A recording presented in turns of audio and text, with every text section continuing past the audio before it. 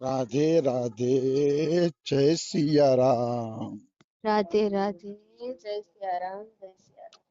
આપણે રાબેતા મુજબ ચરિત્ર ચાલતું હતું હનુમાનજીનું, અને હનુમાનજીના ચરિત્રમાં આપણે એકાદો પ્રસંગ લીધો તો. હવે આપણે આગળ વધીએ હનુમાનજીના ચરિત્રમાં.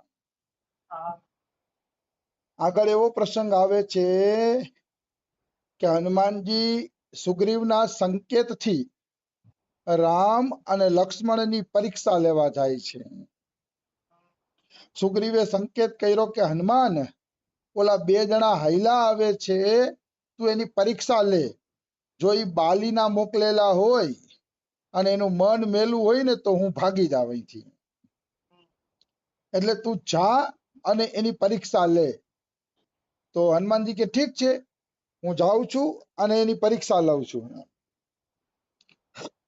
એટલે હનુમાનજી ગયા અને પરીક્ષા લે છે. એમાં હનુમાનજી શું કહે છે? કો તુમ શ્યામલ ગૌર શરીરા, છત્રી રૂપ ફિરહુ બન બીરા. બન બીરા એટલે આમાં વન શબ્દ આવ્યો. આ ત્રણેય ચોપાઈઓમાં વન શબ્દ આવે છે કે તમે વનમાં શું કામ ફરો છો? તમારું શ્યામ શરીર છે, ગૌર શરીર છે અને ક્ષત્રિય રૂપ હોય એવું લાગે છે, તમે વનમાં શા માટે ફરો છો? કઠિન ભૂમિ કોમલ પદ ગામી, કવન હેતુ બીચ રહુ બન સ્વામી. તમારી આ કઠિન ભૂમિ ઉપર તમે કોમળ ચરણ ધરો છો એ કે, તો વનમાં શા માટે વિચરણ કરો છો? અને મૃદુલ મનોહર સુંદર ગાતા, સહત દુસહ બન આતપ બાતા. તમારા શરીર કોમળ છે અને તમે આ જંગલના તાપને અને લૂને સહન કરો છો કે, તો શા માટે સહન કરો છો? તો આ ત્રણેય ચોપાઈમાં વન શબ્દ આવ્યો. વન શબ્દ એટલે આવ્યો કે હનુમાનજી એમ કહેવા માંગે છે કે તમે વનમાં ચંપલ વગર ફરો છો ને મને બહુ દુઃખ થાય છે. તમે જંગલમાં ભટકો છો એનું મને દુઃખ થાય છે, કારણ કે તમારા જેવા કોમળ વ્યક્તિઓએ જંગલમાં ભટકવું જોઈએ નહીં. તો તમારી જંગલમાં જે ભટકન છે એ ભટકન મને ગમતી નથી કે હનુમાનજી એમ કે છે. કોણ છો તમે? બતાવો એમ. તો જુઓ, ભક્તનો એક ભાવ જ હોય છે કે પ્રભુ થોડુંક પણ કષ્ટ પામે છે તો ભક્તને ગમતું નથી. હોવું જ જોઈએ, આ વસ્તુ હોવી જ જોઈએ. પ્રેમ એને જ કીધો છે કે ભગવાનના થોડાક દુઃખને પણ એ સહન ન કરી શકે. આમ તો ભગવાનને કઈ દુઃખ ન હોય એમ, પણ ભગવાનની સેવામાં થોડી કઈ કમી આવે તો સેવક છે એ સહન કરી શકતો નથી. નિશ્ચિત, એમાં કોઈ એટલે કોઈ પણ પ્રકારની શંકા નથી. સેવક તો એને કેવો કીધો છે કે તન મન ધનથી સેવા કરીને માલિકને પ્રસન્ન કરે, એનું નામ સેવક છે. હવે ભરતજીનો પણ આવો જ ભાવ હતો. ભરતજી એમ કહે છે, રામ લખન સિંહ બીનુ પગ પનહી, કરી મુનિ વેશ ફિરહી બન બનહી. ભરતનો એવો જ ભાવ છે કે રામ, સીતા અને લક્ષ્મણ પગમાં ચંપલ પહેર્યા વગર મુનિના વેશમાં વનમાં ફરે છે. અહીંયા વન શબ્દ આવ્યો.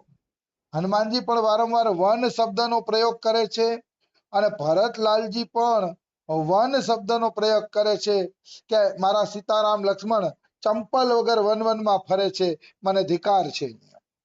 ભરતજી એમ કહે છે, એહી દુઃખ દાહ દહઈ દિન છાતી, ભૂખ ન વાસર નીંદ ન રાતી. એટલે મારી છાતી બળે છે, ભરતજી કહે.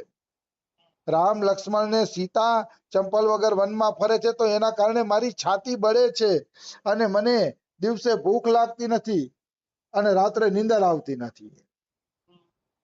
ભૂખ અને નીંદર મને આવતી નથી, મારી છાતી બળે છે, એમ ભરતલાલજી કહે છે. તો ભરતને પણ એક જ દુઃખ છે કે મારા કારણે રામ વનમાં ગયા, એ એને ગમતું નથી.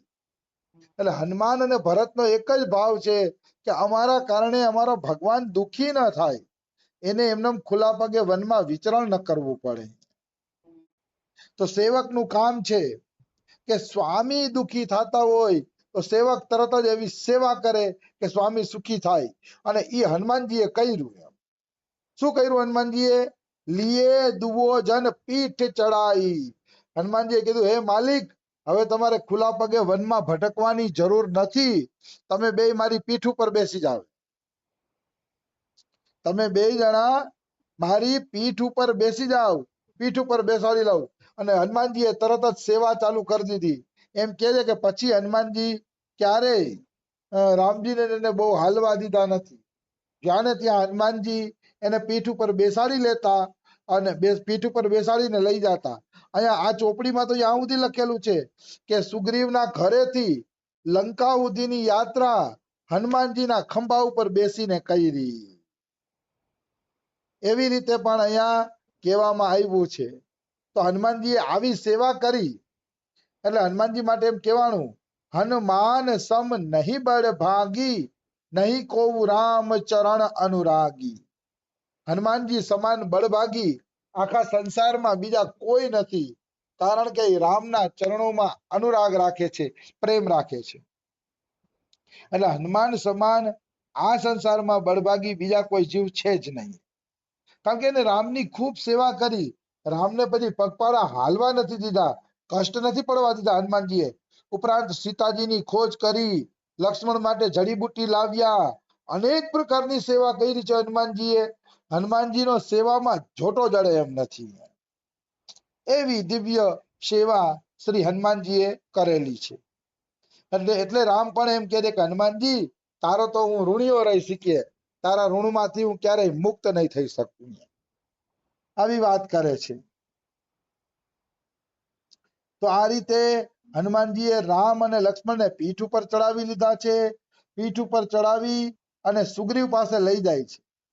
આમાં સુગ્રીવને પણ સંકેત છે કે આપણા મિત્ર છે, શત્રુ નથી.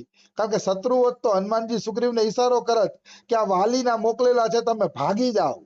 પણ બેને પીઠ ઉપર હનુમાને ચડાવી લીધા એટલે સુગ્રીવને પણ રાહત થઈ ગઈ કે આ આપણા મિત્ર છે, આ આપણા દુશ્મન નથી. એને પણ રાહત થઈ જાય છે. એટલે સુગ્રીવને પણ સારા સમાચાર મળી ગયા કે આપણા મિત્રો આપણે મળવા માટે આવે છે. આવી વસ્તુ છે. અને હનુમાનજી અંતર્યામી છે. એ અંતરથી જાણી જ ગયા હતા કે રામ લક્ષ્મણ નહીં છે ને ભગવાન જ છે. એટલે આવે છે, માથ નાય પૂછત અસ ભયવું. માથ ના એટલે માથું નમાવીને પૂછે છે કે તમે કોણ છો, ક્ષત્રિય છો કે કોણ છો? તમે તમે તમારું શરીર ને બધું જોતા એવું લાગે છે કે તમે કોઈ ક્ષત્રિયના સંતાન છો, દિવ્ય સંતાન છો, સારા ઘરના છો. એમ માથું નમાવીને પૂછે છે. કારણ કે હનુમાનજીના હૃદયને આકર્ષણ થયું. આકર્ષણ થયું એટલે ખબર પડી ગઈ કે આ દૈવી જીવ છે. નિશ્ચિત રૂપે આ કોઈ દૈવી જીવ છે એવી એને ખ્યાલ આવી ગયો હતો. આવી વસ્તુ છે. તો હનુમાનજી એક યોગી છે, ભક્ત પણ છે અને અંતર્યામી પડું પણ છે હનુમાનજીમાં. હનુમાનજી અંતરથી બધી વાત જાણી ગયા હતા કે આ ભગવાન જ છે. તો એમાં કઈ મોટી વાત નથી. એ તો જનકજી જાણી ગયા હતા. જોહરી હોય ને એ હીરાને પારખી જ લે. જનકજી પણ જાણી ગયા હતા. રામ લક્ષ્મણને જોઈને એને ખબર પડી ગઈ કે આ સાક્ષાત બ્રહ્મ છે.